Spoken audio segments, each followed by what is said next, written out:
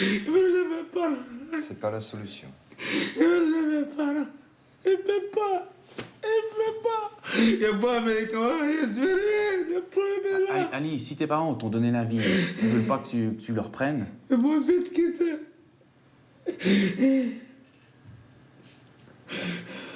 Je vais dans ma chambre. Mais ce qui est important, Ali, c'est que il faut que tu viennes nous parler quand ça va pas, ok? Allez, mon petit gars. Tiens. Prends des mouchoirs, Ali. Tiens, Ali, il y a ton papier encore. Ali. Et viens nous parler. Ok?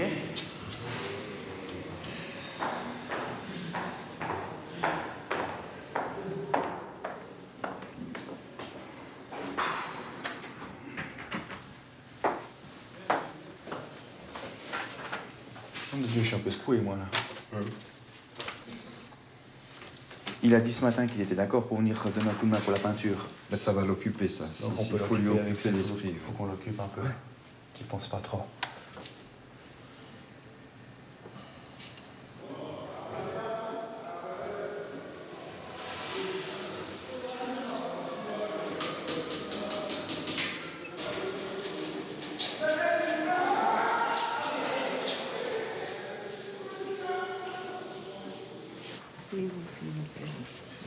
Bonjour. Bonjour.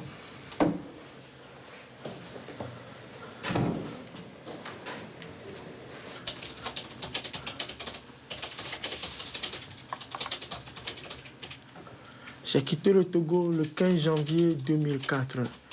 J'ai rendu avec ma mère, j'ai rendu à Accra chez mon oncle paternel. En septembre 2006, que ma mère m'a appelé en me disant qu'il est chez mon papa avec mes petites sœurs en Suisse. Et je lui disais, pourquoi ils m'ont abandonné ici, que j'ai peur et je n'ai pas de protection. J'ai peur et je n'ai pas de protection. Et j'ai trop de soucis parce que j'ai envie de rejoindre mes parents. Depuis quand est-ce que vous avez rétabli un contact avec vos parents ici en Suisse? Je n'ai pas encore eu les nouvelles de mes parents. C'est ça qui me fait des soucis ici. Depuis que mon papa est quitté en 2004, je n'ai pas encore vu sa physionomie jusqu'à ce que je suis actuellement chez vous. Aujourd'hui, pourquoi est-ce que vous ne pouvez pas retourner au Togo? Je ne peux pas retourner au Togo parce que c'est le problème de mon papa. Qu'ils ne trouvent pas mon papa, ils vont me prendre à la place de mon papa. Si je retourne au Togo, ils vont me prendre, ils vont me tuer. Est-ce que vous êtes au courant que depuis 2004, il y a eu des changements au Togo? Non. La situation a quand même changé. Moi, je n'ai pas les nouvelles depuis 2004. Est-ce que vous savez, par exemple, qu'il y a eu des élections au Togo? Quand? En 2007. Je ne savais pas.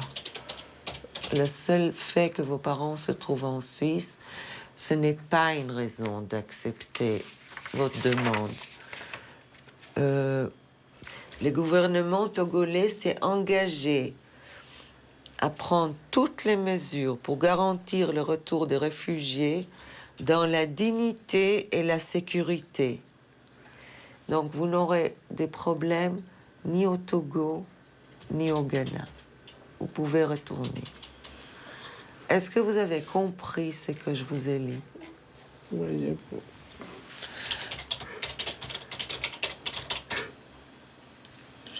Le requérant est très ému.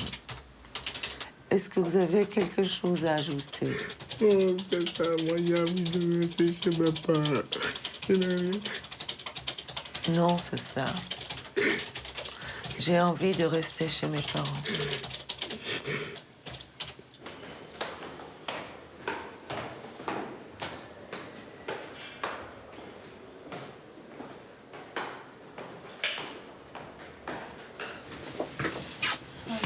Mais je me demandais si l'ODM pouvait lui communiquer l'adresse de ses parents ou si c'est impossible. Enfin, disons, si le centre... Je pense que c'est un peu plus délicat que ça. Parce que c'est un peu bizarre, enfin... bon. Justement, on peut se poser la question si les parents voulaient vraiment qu'ils viennent. Ouais.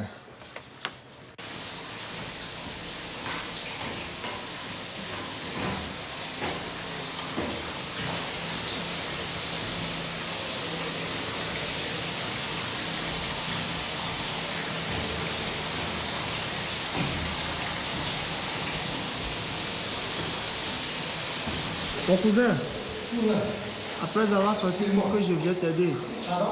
Après avoir sorti d'ici, il faut que je vienne t'aider. Pourquoi? Il faut que je vienne t'aider ici. Tu viens m'aider? Ma bien volonté, cousin. Demain. Ouais, Demain à la bonne heure, tu viens et on fait équipe plus deux. c'est bon. Pourquoi pas?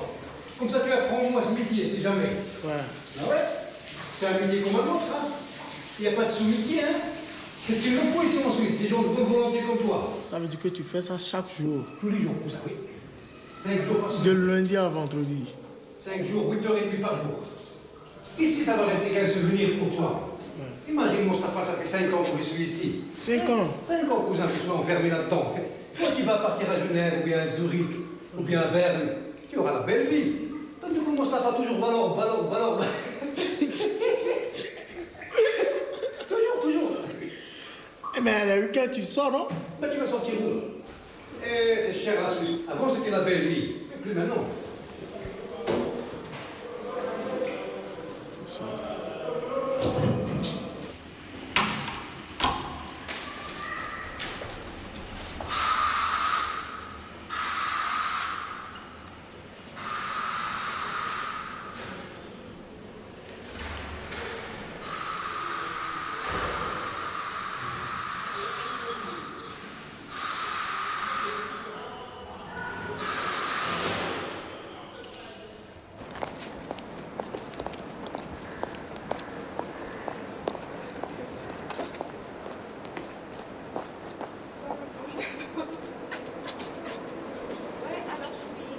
Douda, vous n'oubliez pas, hein, Disposez. Bien, mesdames, messieurs, bonjour, merci d'être là. La première chose, je viens de faire maintenant 4 mois au sein du centre. Il y a des choses qui ont changé, il y a des choses qui ont évolué.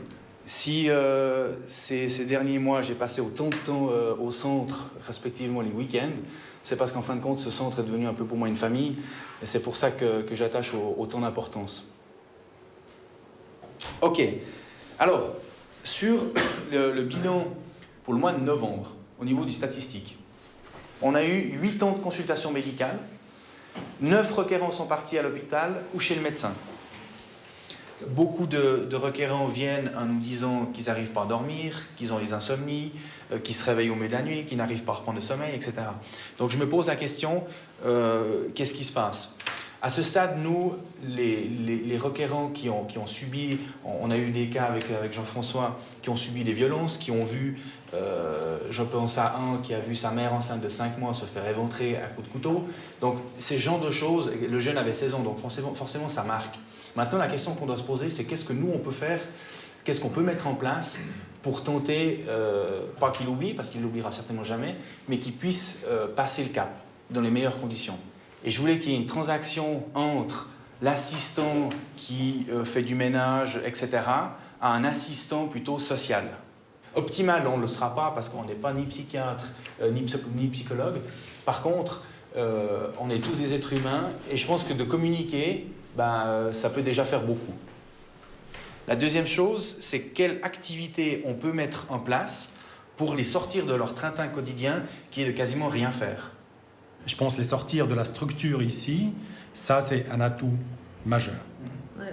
Les sortir entre les 4 murs, ça c'est un atout majeur. Je ne sais pas, vous faites beaucoup de sorties à l'extérieur, donc au niveau, je ne sais pas, on peut faire du ski de fond, si on peut faire une sortie de ski de fond, raquettes. Et on ne doit pas oublier une chose, c'est au niveau chaussures. Parce que les mecs qui se promènent en forêt avec des tongs, ils ne vont pas faire longtemps. Ça, c'est une marche. On voulait faire de la musique aussi, mais il faut des instruments. Moi je suis d'accord, mais il y en a plein qui viennent avec leur instrument et les Securitas les gardent parce qu'ils n'ont pas le droit de... Moi je trouve ça vraiment pas normal, moi. Mais peut-être tu prends une fourchette, tu te la plantes dans le cou, c'est censé. Ce qu'il faut savoir dans la théorie de la dynamique de groupe, c'est que la construction d'un groupe, c'est en 4 étapes. Il y a le norming, puis ça se termine par performing. On est dans une situation où chaque jour on a des requérants qui partent, chaque jour on a des requérants qui viennent. Donc on n'est pas dans une situation où on construit une histoire avec des requérants de A à Z. Systématiquement, tout l'équilibre de l'équipe qui est dans ce centre est remis à zéro. Donc on doit toujours retravailler sur la confiance et sur la communication avec les requérants. Et c'est ça qui est difficile. Mais essayez d'aller au contact des requérants et de leur demander de vous donner un coup de main.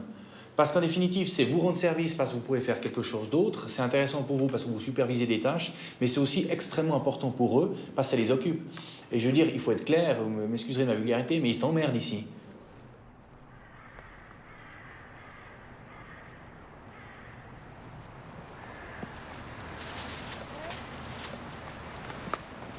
Bonjour. Bonjour. Bonjour. Les outils de guerre. Bonjour. Bonjour.